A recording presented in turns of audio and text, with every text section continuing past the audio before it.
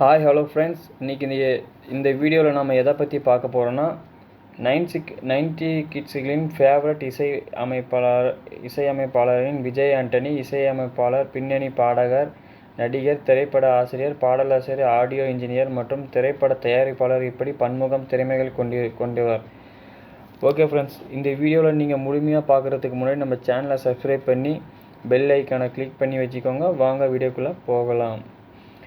90 கிட்ஸின் ஃபேவரட்டான இசையமைப்பாளர் நம்ம விஜய் ஆண்டனி. 2005இல் இசையமைப்பாளராக அறிமுகமான விஜய் ஆண்டனியின் பின்னர் 2014இல் வெளியான சலீம் படத்தில் ஹீரோவாக நடித்து அறிமுகமானார். அதன் பின்னர் 2016ஆம் ஆண்டு வெளியான பிச்சைக்காரன் திரைப்படம் அவருக்கு மாபெரும் வெற்றியை கொடுத்தது. மிகச்சிறந்த நடிகராக பெயர் வாங்கியிருந்தார். நாகர்கோவிலை சேர்ந்த இவர் பாத்திமா என்ற பெண்ணை காதலித்து திருமணம் செய்து கொண்டார். இவர்களுக்கு மீரா, லாரா என 2 பெண் பிள்ளைகள் இருக்கிறார்கள். இப்படியான நேரத்தில் தான் கடந்த 19ஆம் தேதி மூத்த மகள் வீட்டில் தூக்கிட்டு தற்கொலை செய்து கொண்டார். இந்த சம்பவம் திரையுலக வட்டாரத்தில் பெரும் பரபரப்பை ஏற்படுத்தி மிகுந்த வேதனை அளித்துள்ளது. தன் மகளை இழந்து 1 வாரம் கூட ஆகாத நிலையில் விஜய் ஆண்டனி தான் நடித்துள்ள ரத்தம் படத்தின் ப்ரமோஷனில் தனது இளைய மகள் லாராவுடன் கலந்து கொண்டார். மூத்த மகள் மீராவின் மறைவுக்கு பின் முதல் முறையாக பொது நிகழ்ச்சியில் கலந்து கொண்ட நடிகர் விஜய் ஆண்டனி வாழ்க்கையில் தான் பட்ட இழப்புகள், வேதனைகளை நினைத்து கண்கலங்கினார். பின்னர் அடுத்த மீண்டும் படங்களுக்கு இசையமைக்கப் போவதாக கூறினார்.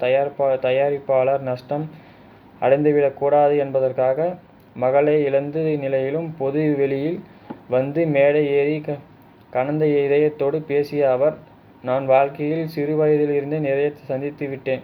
நிறைய காயம்பட்டு என் மனம் மறுத்து போன போல் ஆகிவிட்டது. என்னுடைய நோக்கம் அடுத்தவர்களை மகிழ்விப்பது தான். நான் பட்ட காயத்தில் இருந்து அடுத்தவர்களை எப்படி விடுவிப்பது என்று அவர்களை எப்படி மகிழ்விப்பது என்று தான் எண்ணங்கள் இருக்கும். அப்பாவாக தங்கள் பிள்ளைகளை பார்த்து கொள்ள வேண்டும் என நினைப்பது இயல்புதான். ஆனால் அனைத்திற்கும் அனுபவம் தேவை. வாழ்க்கையின் எல்லா திசையிலும் நான் பார்த்துவிட்டேன். வாழ்க்கையில் எந்த ஒரு விஷயத்தையும் மறக்க வேண்டிய அவசியமில்லை. மறக்க யோசிக்க வேண்டாம்.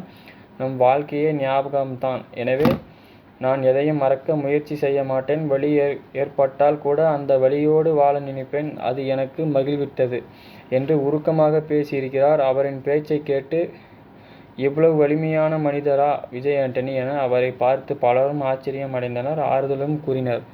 ஓகே ஃப்ரெண்ட்ஸ், இத்துடன் இந்த செய்தி தகவல் முடிவடைகிறது. இந்த செய்தி தகவல் உங்களுக்கு பிடிச்சிருந்தால் லைக் பண்ணுங்கள், ஷேர் பண்ணுங்கள், மறக்காம நம்ம சேனலை சப்ஸ்கிரைப் பண்ணி பெல் ஐக்கனை கிளிக் பண்ணுங்கள். நன்றி, வணக்கம்.